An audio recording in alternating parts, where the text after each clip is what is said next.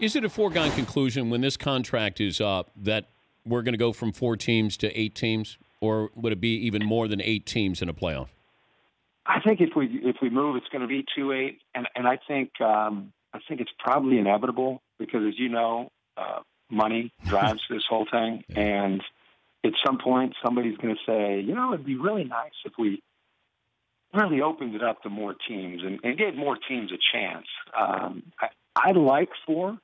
I think it still gives us that urgency. This opening weekend, I mean, this is an explosion to the season for college football. Now we have NFL coming in this week, but what a way for college football to just dominate the weekend from Thursday to Monday.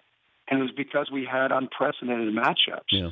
And I think with having 4, if you're an Oklahoma fan or an LSU fan, you're not, or a Notre Dame fan, you're not out of it at this point. But, man, you're on the outside looking in. And I think college football enjoys the regular season and the urgency and it mattering every week. You literally are sitting on the edge of your seat for the whole season. And I'm a diehard NFL fan, too. And you start to feel that way. You get to, week 12 or 13. But with college football, you feel that every week. And if you go to 8, I still think you probably would feel it. I don't think you're ever going to get to 16 or anything like that.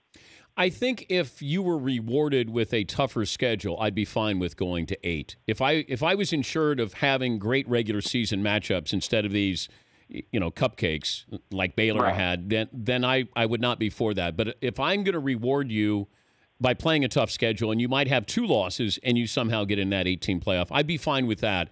I do like the urgency of 4. I'm right there with you on that. We're talking one thing, Dan, is that that's a great point. I just want to add to that when I watch the committee, my concern is there's still that old AP voting or the old coaches poll voting that if you're undefeated, it's almost like Lee Corso. He sits next to me, and he'll debate what teams with us week 10 or 11. Well, Iowa's undefeated, so they got to be ranked ahead of that team with 1 loss. And I said, huh? Why?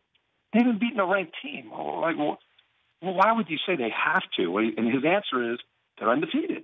So it's almost this old school mentality of if you're undefeated, you have to be ahead of a team with 1 or 2 losses. It makes no sense, as we saw Stanford played Iowa in the Rose Bowl with 2 losses.